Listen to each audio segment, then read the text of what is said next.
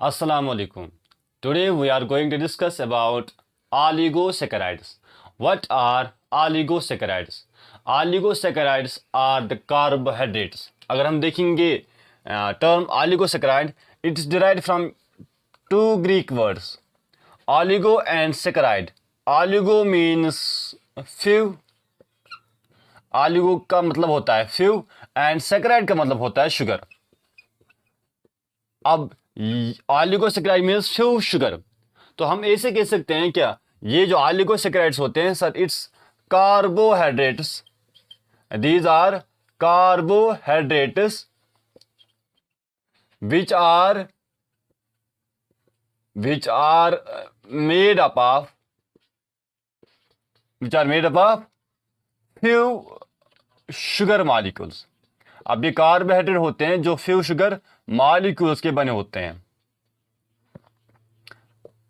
अब ये जो कार्बोहाइड्रेट होते हैं इसमें हो सकते हैं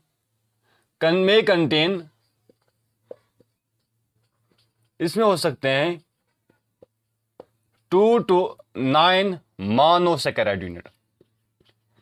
इसमें 2 to 9 मोनोसैकराइड यूनिट हो सकते हैं. अब हमने कहा oligosaccharides are carbohydrates which are made by few sugar molecule. ये जो शुगर मॉलिक्यूल है दीज आर मोनोसैकराइड्स. अब इसमें 2 to 9 मोनोसैकराइड यूनिट हो सकते हैं. अब डिपेंड करता है 2 है, 3 है, 4 है, 5 है. उस बुनियाद पे ये ऑलिगोसैकराइड भी डिवाइड हुए फ्यू टाइप्स में. The oligosaccharide which contains only 2 monosaccharide unit. The oligosaccharide which contains only 2 monosaccharide unit is known as disaccharide. What's disaccharide?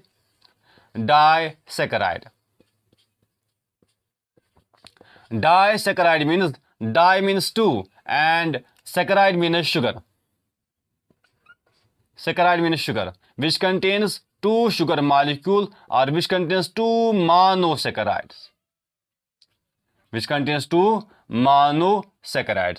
And the example of disaccharide is sucrose.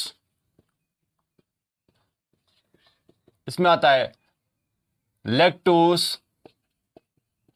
and maltose. इसमें ट्राइहेलोस भी आता है, लेकिन these 3 are important. The oligosaccharide which contains 3 monosaccharide units is known as trisaccharide.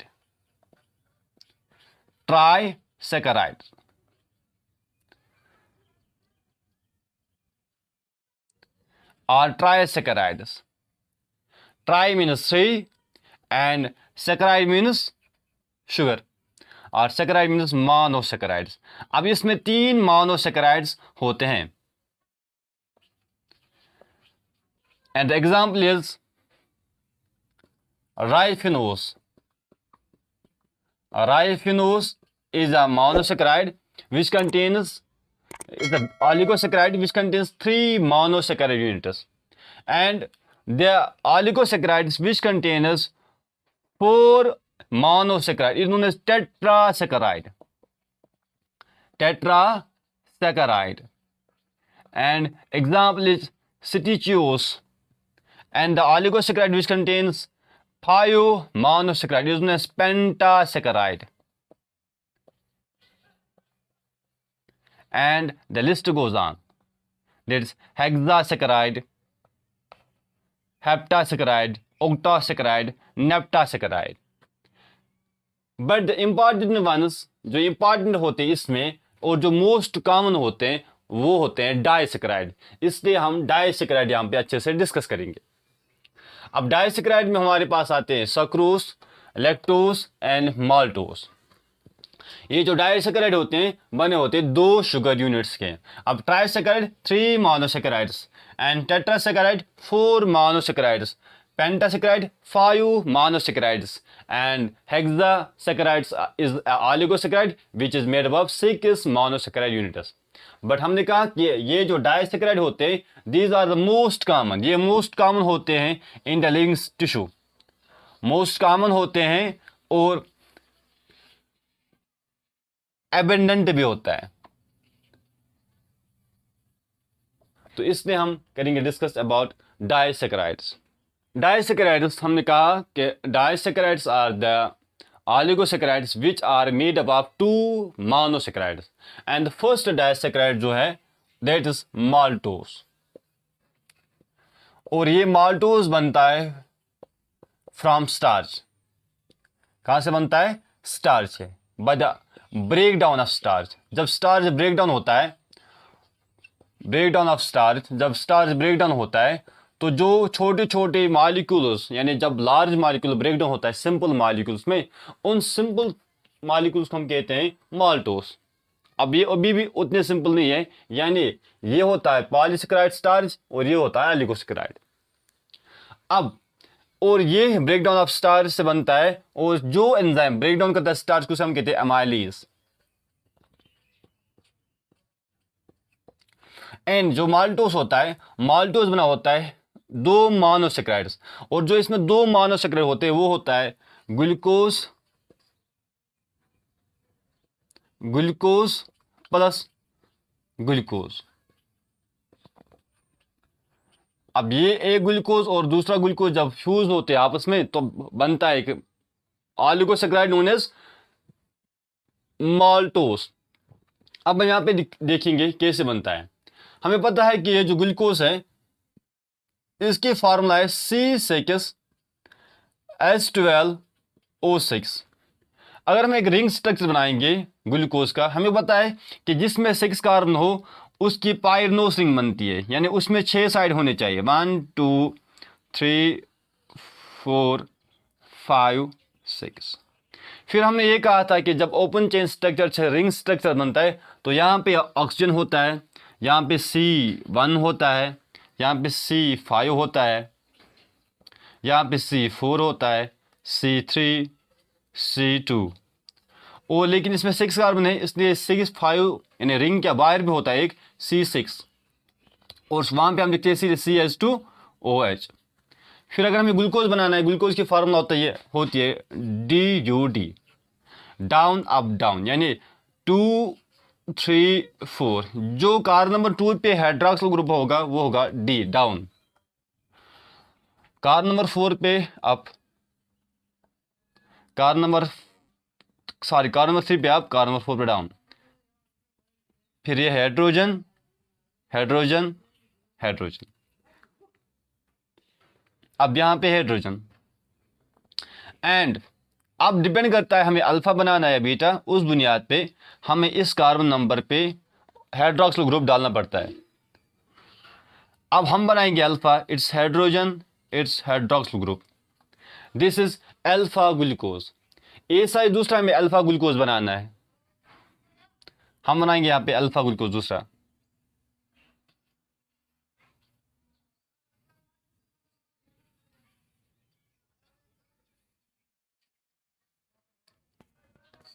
This is CH2OH, this is HOH। वैसे ही बनाना है जैसे ये बनाया हमने, वैसे ही बनाना है, कॉपी करना है इसको। OH and H, OH and H, this is H and OH।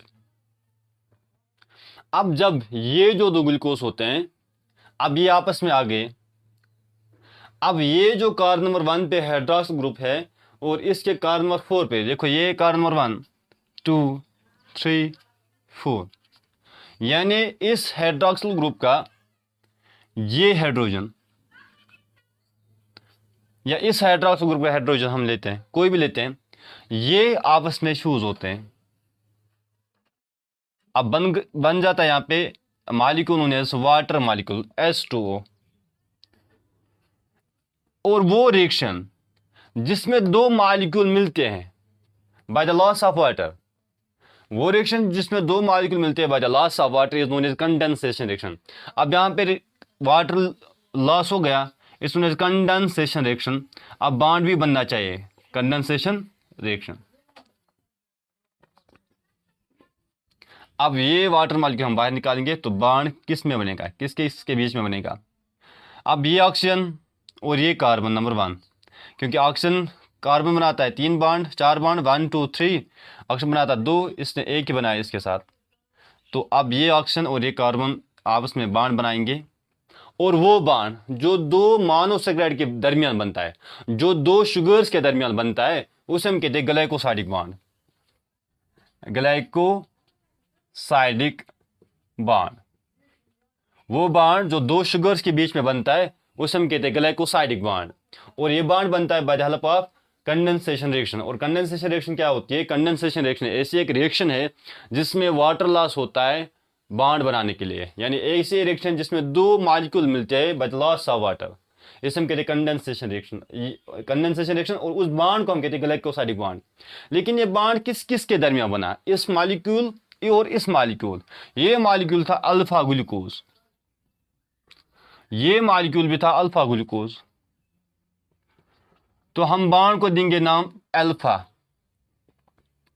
फिर हम देखेंगे किस किस कार्बन के दरमियान, C1 और C4, अल्फा 1 4 ग्लाइकोसाइडिक बॉन्ड, इसको हम कह सकते हैं अल्फा 1 4 ग्लाइकोसाइडिक बॉन्ड। क्योंकि दोनों अल्फा है तो अल्फा लिखेंगे, पे ये भी अल्फा ग्लूकोज वो भी अल्फा ग्लूकोज, बिटवीन अल्फा बन गया। फिर है इसमें कार्बन नंबर 1, यहाँ पे 1 लिखना है, और ये बॉन्ड डालना है 4 के दरमियान, 1 और 4 glycosidic bond, and this is the first disaccharide. अब यहाँ पे हमें देखना है कि ये है, this carbon number 1 was aldehyde group, ये एल्डिहाइड ग्रुप वाला कार्बन है, और ये कार्बन नंबर 1 भी है एल्डिहाइड वाला ग्रुप। अब ये इसके साथ बॉन्ड बनाता है, यानी C1 बॉन्ड बनाता है, इसका एल्डिहाइड ग्रुप इसके साथ बॉन्ड बनाता है, क्योंकि ये था कार्बन ऑयल कार्बन। लेकिन यहाँ पे C1 फ्री है, वो ग्लूकोज जिसका एल्डिहाइड ग्रुप या कीटोन ग्रुप फ्री होता है उसे हम कहते हैं रिड्यूसिंग शुगर। अब this is a reducing sugar, और ये हम बाद में डिस्कस करेंगे, बट इज रिड्यूसिंग शुगर। अगर हम यहाँ पे ये समझे थोड़ा, अगर हम ये ग्लूकोज यहाँ पे बनाएंगे C10 स्ट्रक्चर में 1 2 3 4 5 6, it's double bond oxygen hydrogen hydroxyl group, hydrogen hydroxyl group, hydroxyl group and hydroxyl group. This is hydrogen, this hydrogen, this hydrogen, this hydrogen, this is hydroxyl group and this is hydrogen. 1 2 3 4 5 6 and this is glucose. अब यहाँ पे bond बना रहा है C1, यानी ये this is C1। अब यहाँ पे हम थोड़ा लिखेंगे, यहाँ पे C1, और दूसरे में बनाता है C4। अब C double bond oxygen H, यहाँ पे 1 2 3 C4 और C1 के दरमियान बॉन्ड बनता है। इससे हम अगर समझे थोड़ा, C1 और C4, यहाँ पे C1 पे क्या था? एल्डिहाइड ग्रुप, और यहाँ पे कुछ हाइड्रोक्स ग्रुप था। तो इसमें ये जो शुगर है दूसरा शुगर, यानी पहले में नहीं होता है एल्डिहाइड ग्रुप फ्री, दूसरे में एल्डिहाइड ग्रुप फ्री रहा, यहाँ पे देखो ये फ्री होता है। इसलिए वो शुगर जिसमें एल्डिहाइड ग्रुप फ्री है, ये it's a disaccharide in which one aldehyde group is free at C1, and this sugar is known as reducing sugar. अब रिड्यूसिंग शुगर क्या होता है वो हम बाद में भी देख लेंगे, लेकिन यहाँ पे याद रखना आपको maltose is reducing sugar. Now we will discuss about lactose. Lactose, what's lactose? Lactose को हम दूसरा नाम कहते हैं मिल्क शुगर। जैसे हम माल्टोस को हम कहते हैं माल्ट शुगर, इसको हम कहते हैं मिल्क शुगर। एक्चुअली इसको मिल्क शुगर इसलिए कहा जाता है क्योंकि ये नेचुरली ओकर होता है मिल्क में, यानी नेचुरली फाउंड किया जाता है मिल्क में, जो मेमोरी ग्लैंड्स में बनता है। अब ये जो लैक्टोस होता है, ये लैक्टोस बना होता है दो मोनोसेकेराइड का, क्योंकि इट्स अ डाइसैकेराइड, और जो इसमें मोनोसेकेराइड होते हैं वो होते हैं galactose and glucose, galactose plus glucose. अब हमें पहले बनाना है गैलेक्टोस, फिर बनाना है ग्लूकोज, लेकिन इसमें जो बॉन्ड होता है वो होता है बीटा 1 4 ग्लाइकोसाइडिक बॉन्ड। तो इसका मतलब ये है कि हमें जो पहला मोनोसेकेराइड बनाना है वो बनाना है बीटा। अब गलेक्टोज बनाते हैं, गलेक्टोज की फार्मूला है C6H12O6, ग्लूकोज की भी है C6H12O6। अब पहले हम दो बनाएंगे स्ट्रक्चर्स, दिस वन, क्योंकि दोनों की फार्मूला सेम है।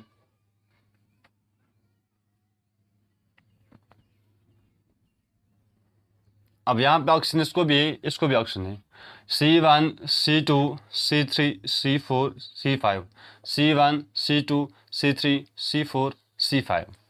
अब यहाँ पे CH2OH इसमें भी है, CH2OH इसमें भी है, लेकिन हमें इसको गलेक्टोज बनाना है और बीटा गलेक्टोज बनाना है, और इसको अल्फा या बीटा कोई मसला ही नहीं है।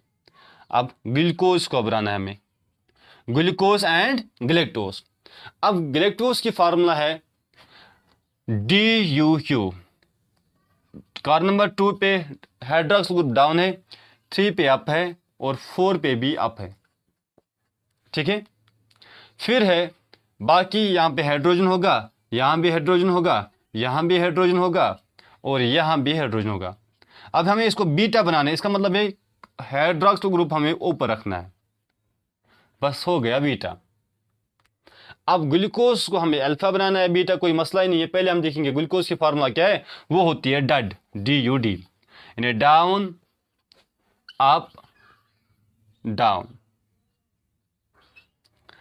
This is hydrogen, this is hydrogen. फिर यहाँ पे क्योंकि कार्बन ने 3 बॉन्ड बनाए, 1 2 3, this is 4th hydrogen, this 4th hydrogen. अब यहाँ पे अल्फा बनाओ या बीटा, हम बीटा ही रखेंगे अभी, इस OH, this is beta glucose. अब बीटा ग्लूकोज और बीटा गलेक्टोज के दरमियान बॉन्ड बनेगा, क्योंकि एक तो ये हाइड्रोक्सिल ग्रुप और दूसरा ये हाइड्रोक्सिल ग्रुप।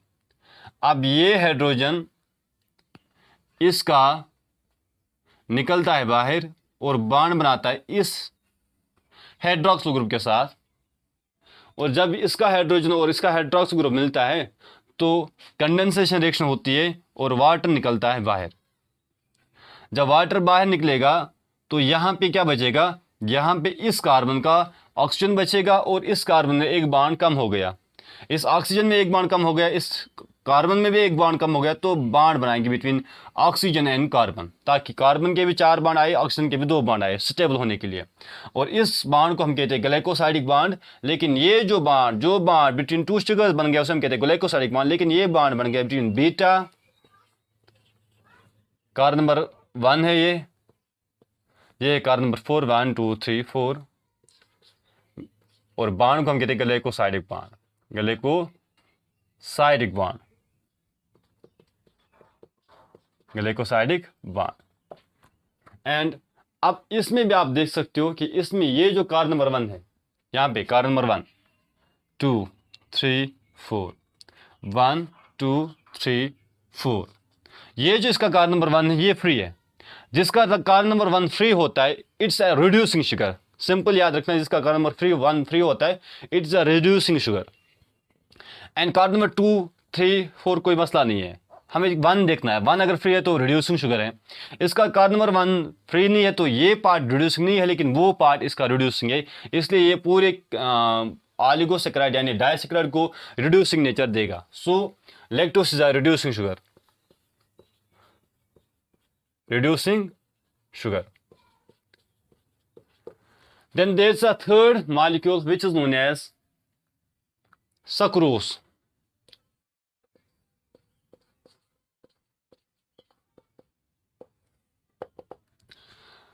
सक्रोज जो होता है, सक्रोज भी एक डाइसैकेराइड है जिसका दूसरा नाम है केन शुगर, और इसे हम कहते हैं टेबल शुगर भी, केन शुगर और टेबल शुगर, कैन शुगर और टेबल शुगर इसे हम कहते हैं। और ये शुगर केन में फाउंड किया जाता है। ये जो सक्रोज होता है, ये सक्रोज बना होता है 2 मोनोसैकेराइड का, एक को हम कहते हैं ग्लूकोज, दूसरे को हम कहते हैं फ्रक्टोज। और ये जो बॉन्ड बनता है, ये बॉन्ड बनता है between beta 1 2 glycosidic bond, beta 1 2 glycosidic bond. पहले हमने सक्रोज बनाने के लिए ग्लूकोज बनाना है, फिर फ्रक्टोज बनाना है, फिर फ्रक्टोज और ग्लूकोज के दरमियान 1 2 कार्बन, यानी ग्लूकोज के 1 कार्बन नंबर और फ्रक्टोज के कार्बन नंबर 2 के साथ बॉन्ड बनाना है, तब बनेगा सक्रोज। ठीक है, अब यहाँ पे हम देखते हैं, पहले बनाएंगे हम ग्लूकोज। ग्लूकोज की फार्मूला है C6H12O6। सो इसकी एक रिंग बनाएगी जिसमें 6 साइड होते हैं।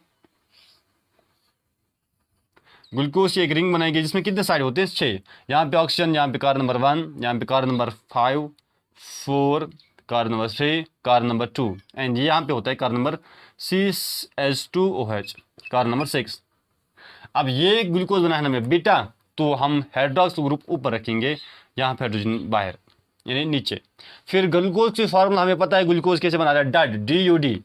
DUD डाउन, कार्बन नंबर 2 पे डाउन होगा, कार्बन नंबर 3 पे DUD अप होगा, एंड कार्बन नंबर 4 पे डाउन। फिर यहाँ पे हाइड्रोजन, यहाँ भी हाइड्रोजन, यहाँ भी हाइड्रोजन। ठीक है, अब ये बन गया और यहाँ पे हाइड्रोजन, ये बन गया ग्लूकोज। लेकिन ये ग्लूकोज कौन सा ग्लूकोज है? Beta glucose. क्यों बीटा ग्लूकोज क्यों है ये? क्योंकि इसका हाइड्रोक्स ग्रुप ऊपर वाली साइड से, अगर ये नीचे होता है उसको हम कहते हैं अल्फा ग्लूकोज। अब हमने बनाना है फ्रक्टोज। हमें पता है फ्रक्टोज से कीटोस। कीटोस क्या होता है? यानी कीटोस का मतलब होता है इसके कार्बन नंबर 2 पे होता है कीटोन ग्रुप। इसलिए जब हमने कहा ये हेक्सोस में पढ़ा था फ्रक्टोज का स्ट्रक्चर, हमने इसका रिंग स्ट्रक्चर बनाया, लेकिन इसकी होती है पेंटोस रिंग, यानी सॉरी पेंटोस रिंग नहीं, पेंटागनल रिंग। इसमें 5 साइड्स होते हैं। यहाँ पे होता है कार्बन नंबर 2, हम उल्टा बना, हमने उस दिन हमने यहाँ पे कार्बन नंबर 2 रखा था, आज हम रखेंगे यहाँ पे carbon number 2, carbon number 3, carbon number 4, carbon number 5, और एक साइड से इसका होता है CH2OH कार्बन नंबर 6, और इसको भी होता है कार्बन नंबर 1 पे CH2OH। अब यहाँ पे कार्बन नंबर 2 पे होता है यहाँ से हाइड्रोक्स ग्रुप, और यहाँ पे होता है हाइड्रोजन। इसकी फार्मूला है फ्रक्टोज की UD, यानी कार्बन नंबर 3 के पास जो है हाइड्रोक्स ग्रुप वो होगा अप, और कार्बन नंबर 4 के पास होगा डाउन। बाकी हाइड्रोजन से इसकी बॉन्ड्स फिल कर लो। इसके 4 बॉन्ड, इसके भी 4 बॉन्ड 1 2 3 4, इसके भी 4 बॉन्ड 1 2 3 4, इसके भी 4 है 1 2 3 4, इसके 4 ही है। अब यहाँ पे आप देखो रिड्यूसिंग, ये पहले बॉन्ड बनाने के लिए कार्बन नंबर 1 का जो हाइड्रोक्स ग्रुप है वो इसके हाइड्रोक्स ग्रुप को अटैक करेगा। अब यहाँ पे हाइड्रोक्स ग्रुप वो इसके हाइड्रोक्स ग्रुप को क्या करेगा? अटैक, या इसका हाइड्रोक्स ग्रुप इसके हाइड्रोक्स ग्रुप को अटैक करेगा, और होती है कंडेंसेशन रिएक्शन, जिसकी वजह से पानी निकलता है बाहर, यानी loss of water. Condensation reaction और लॉस ऑफ वाटर होता है। जब वाटर लॉस होगा तो यहाँ पे देखो अब क्या होता है, यहाँ पे ऑक्सीजन अनस्टेबल हो गया, क्योंकि ऑक्सीजन 2 बॉन्ड बनाता था, अब इसके पास एक ही बॉन्ड है। कार्बन 4 बॉन्ड बनाता था, अब इसके पास 3 बॉन्ड है, तब कार्बन और ऑक्सीजन खुद एक दूसरे के साथ बॉन्ड बनाएंगे। अब ये बॉन्ड बन गया, लेकिन बॉन्ड किस किस के बीच में बन गया? पहले हम लिखेंगे it's a beta carbon number 1, क्योंकि इसका कार्बन नंबर 1 था 1 2 3 4 5, इसका नाम कार्बन नंबर 1 था 1, और इसका कार्बन नंबर 2 है 1 2 ग्लाइकोसाइडिक बॉन्ड, ग्लाइकोसाइडिक बॉन्ड। अब ये बीटा 1 2 ग्लाइकोसाइडिक बॉन्ड बन गया। अब यहाँ पे हमें याद रखना है क्या ये रिड्यूसिंग या नहीं है। रिड्यूसिंग होने के लिए इसका कार्बन नंबर 1 फ्री होना चाहिए ग्लूकोज का, लेकिन ये जो होता है फ्रक्टोज, इसका कार्बन नंबर 2 फ्री होना चाहिए, क्योंकि इसके कार्बन नंबर 2 पे होता है कार्बोनाइल ग्रुप। अगर इसका कार्बन नंबर 2 फ्री होता है तो ये रिड्यूसिंग है, लेकिन इसका कार्बन नंबर 2 भी लॉक्ड है, बाइंडेड है, इसने बॉन्ड बनाया कार्बन नंबर 1 के साथ है। अब इसे हम कह सकते हैं it's non reducing sugar, non reducing sugar. या तो ग्लूकोज का कार्बन नंबर 1 फ्री होना चाहिए या फ्रक्टोज का कार्बन नंबर 2, लेकिन ये दोनों बॉन्ड है, इसलिए हम इसको कहेंगे नॉन रिड्यूसिंग शुगर। अब हम देखते हैं what is non reducing sugar. ये नॉन रिड्यूसिंग शुगर क्या होता है? रिड्यूसिंग शुगर वो शुगर होता है जिसका फ्री एल्डिहाइड ग्रुप हो या फ्री कीटोन ग्रुप हो, जिसका फ्री एल्डिहाइड ग्रुप हो। अब यहाँ पे एल्डिहाइड ग्रुप लॉक्ड है, यहाँ पे कीटोन ग्रुप भी लॉक है। जिसका फ्री एल्डिहाइड ग्रुप हो जिसको फ्री एल्डिहाइड और फ्री कीटोन ग्रुप हो उसे हम कहते हैं रिड्यूसिंग शुगर। और वो क्या करता है, वो रिड्यूसिंग शुगर जिसका एल्डिहाइड ग्रुप फ्री हो या कीटोन ग्रुप फ्री हो, वो क्या काम करता है, वो करता है काम, वो क्यूप्रिक आयन को यानी Cu++ को कन्वर्ट करता है क्यूप्रस आयन Cu+, क्या क्यूप्रिक आयन को करता है कन्वर्ट क्यूप्रस आयन में। अब यही क्यूप्रिक आयन को कन्वर्ट करना क्यूप्रस आयन में, यही रिएक्शन यूज की जाती है as a base for Fehling's test and Benedict test. इसलिए base for Fehling's test and Benedict test. अब इस बेनेडिक्ट टेस्ट ये कॉमन होता है, इसमें क्या करते हैं काम, हम एक टेस्ट ट्यूब लेते हैं। अब उस टेस्ट ट्यूब में लेते हैं हम एक सॉल्यूशन जिसका कलर होता है ब्लू। अब एक सॉल्यूशन लेते हैं, उस सॉल्यूशन का कलर क्या होता है, वो होता है ब्लू कलर। हम लेते हैं nearly blue coloured alkaline solution, किस में लेते हैं, एक टेस्ट ट्यूब में ब्लू कलर अल्कलाइन सॉल्यूशन। अब ये जो ब्लू कलर अल्कलाइन सॉल्यूशन होता है, इसमें हम क्या करते हैं, इसमें हम ऐड करते हैं यूरिन ड्रॉप्स नियरली 5 ml या 8 ड्रॉप्स तक हम ऐड कर सकते हैं।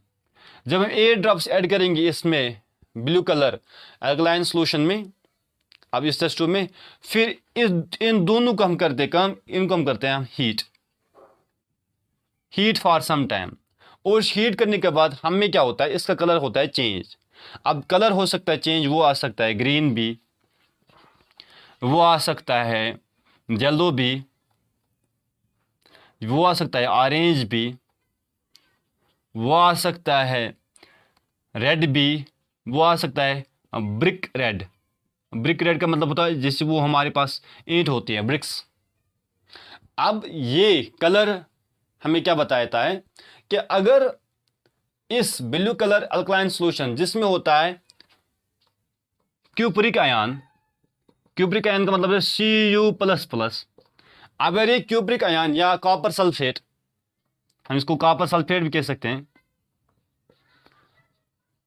अगर इसमें क्यूप्रिक आयन है या कॉपर सल्फेट है, that's blue colour alkaline solution क्या होता है, ये होता है the solution of copper sulphate और क्यूप्रिक आयंस। जब इसमें हम 8 ड्रॉप्स यूरिन ऐड करते हैं, फिर इसको हम हीट करते हैं, तो ये क्यूप्रिक आयन ये होता है रिड्यूस। अब इसका कलर चेंज होता है green, yellow, orange, red, bricks red. अब ये क्यों चेंज होता है, क्योंकि ये जो यूरिन होता है ना, इसमें होता है reducing sugar. Like reducing sugar हो सकता है मोस्टली ग्लूकोज।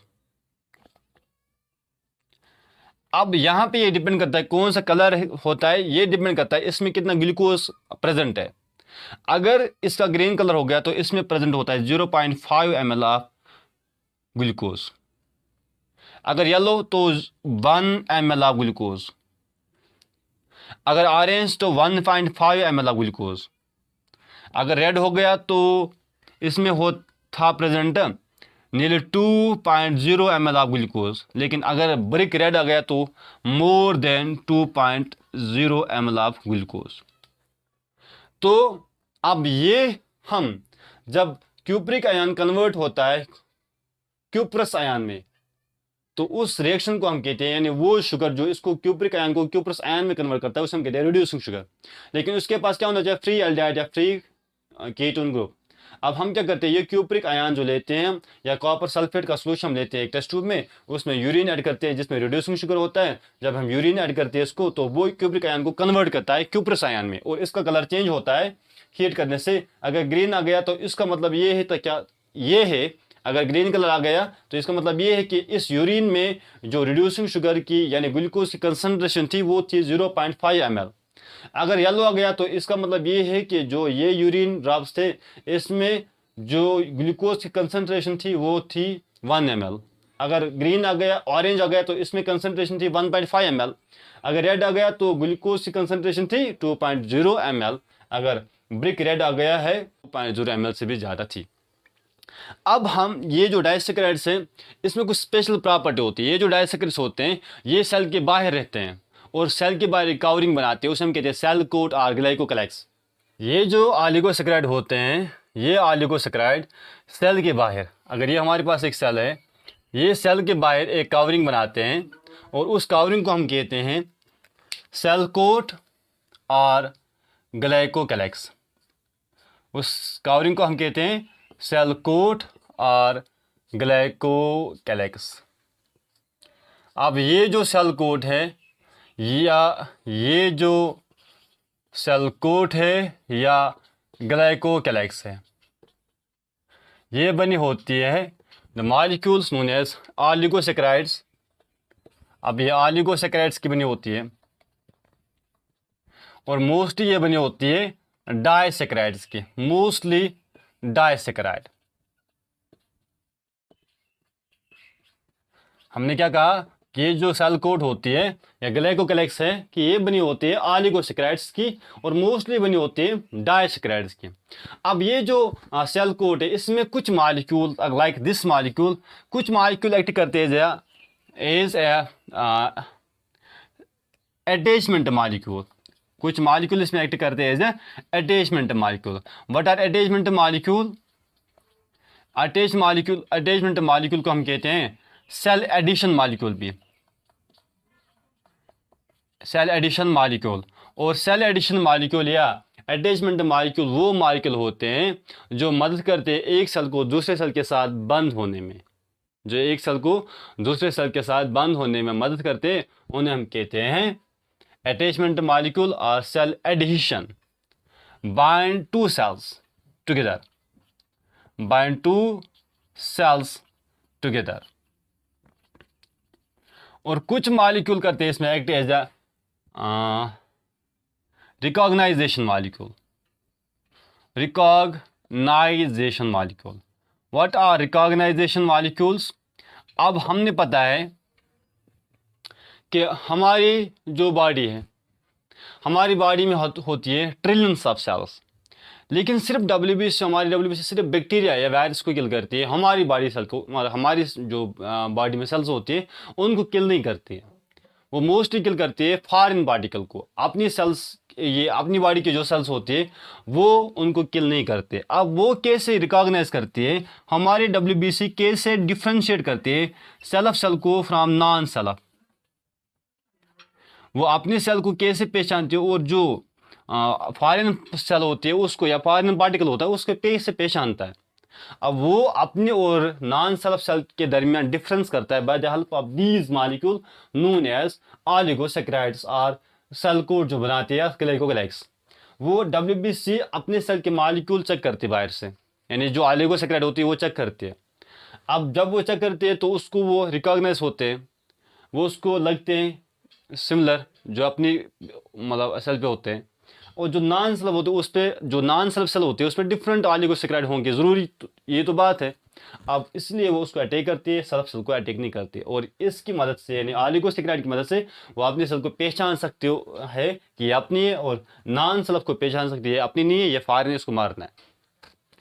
कुछ मॉलिक्यूल एक्ट करती है as a receptor molecule. What are receptor molecules? Receptor molecule क्या होते हैं? लाइक हमारे बॉडी में एक हार्मोन निकलता है जो पैनक्रियास से निकलता है, उसे हम कहते हैं इंसुलिन। अब ये इंसुलिन क्या है? ये इंसुलिन का हार्मोन है जो मदद करता है लोअर ग्लूकोज लेवल, ये ग्लूकोज लेवल कम करता है। कौन सा कम करता है, कहाँ से कम करता है? ये ग्लूकोज लेवल कम करता है from high to normal, not low. High to normal करता है, लो नहीं करता है, हाई टू नॉर्मल करता है।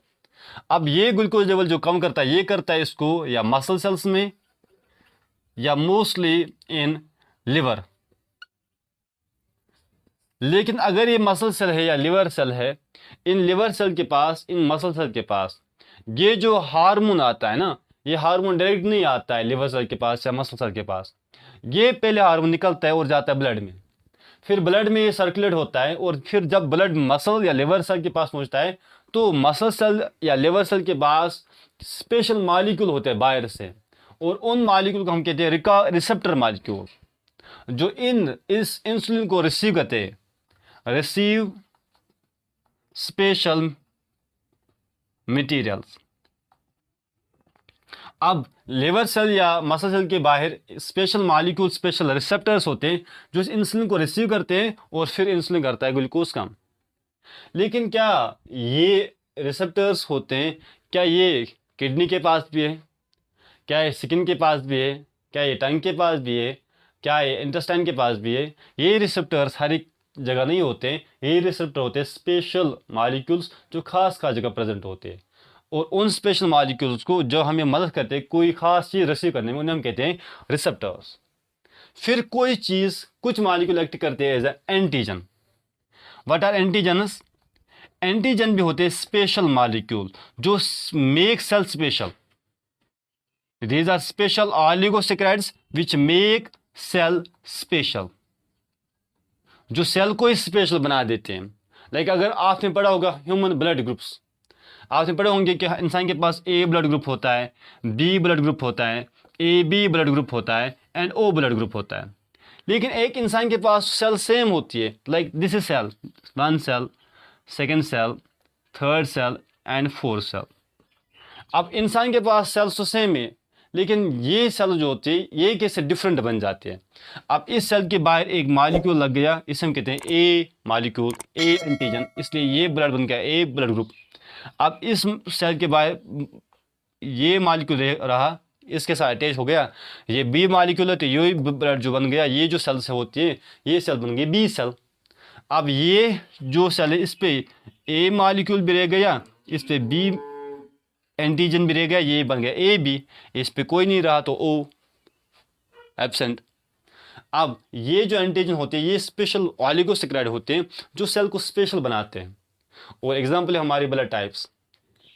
और कुछ मॉलिक्यूल इनमें ऐसे भी होते हैं जो बनाते हैं immunoglobins. What are immunoglobins? Immunoglobins को हम दूसरा नाम कहते हैं एंटीबॉडीज। अब एंटीबॉडी बनाने में ये ऑलिगोसैकेराइड हमें हेल्प करते हैं। एंड एंटीबॉडीज़ जो होते हैं ये स्पेशल प्रोटीन मॉलिक्यूल होते हैं जो, या special protein plus carbohydrate molecule होते हैं जो मदद करते हैं to fight with a particular pathogen, to fight with a particular pathogen. And this all was about oligosaccharide के बारे में था। In next lecture we will discuss about polysaccharides.